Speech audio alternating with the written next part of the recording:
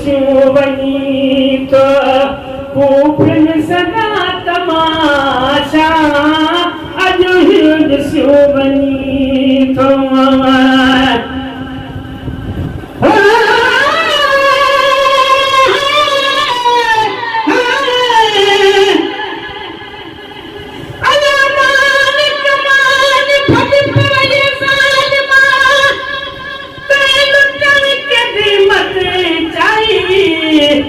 बाल मासूम दे मारन दी देख भेड़े मत कहलाई मेरी बस दी झोली बर्बाद की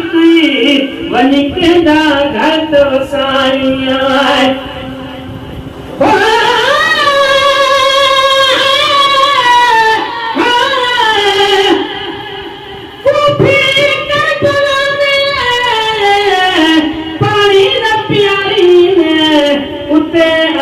शाह के शेहजादा सारी ने निकियो निहारी निकमोत मोहम्मद कारनिया अज ही ॾिसूं वञी तो कूफिन सदा तमाशा पर्दे समेत पिया तई मुझला दुल्हन जला शाह पर्दे समेत पिया तई मुझला दुल्हन जला शाह पर्दे समेत पिया तई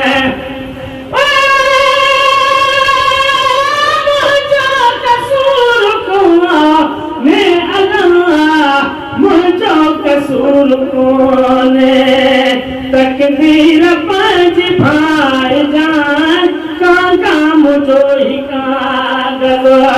मदीने वनी पुजारी जान काका मुझो ही कागल जे भावले अमा तो ही चोल रोम को आ जे भावले अमा तो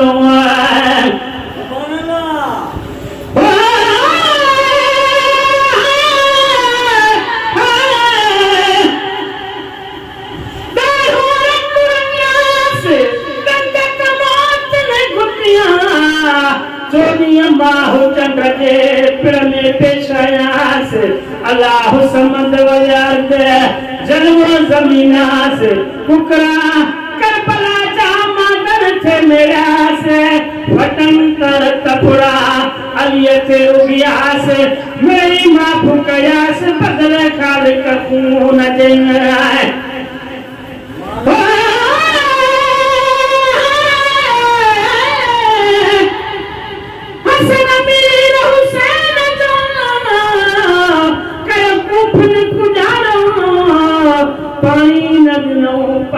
के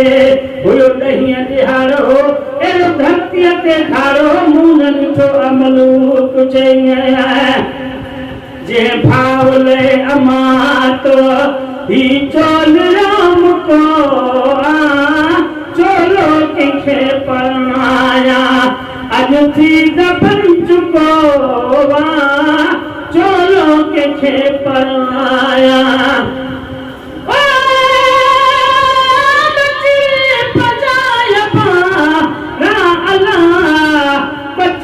पंजाय पारा बाशर जदी मलाय जाए काका मुझो ही कागल मदीने वनी पुजाई जाए काका मुझो ही कागल सदके तुझे सदोरी छुटंदा असाब वारा सदके तुझे सदोरी छुटंदा असाब वारा गुलामो नबी महेसर आए प्याल खे विचारा गुलामो नबी महेसर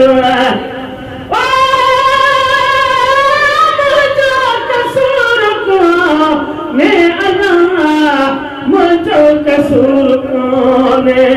किस्मत पांच भाई जाए कंगा मुझो ही कागल मदीने बनी पुजाई जाए कंगा मुझो ही कागल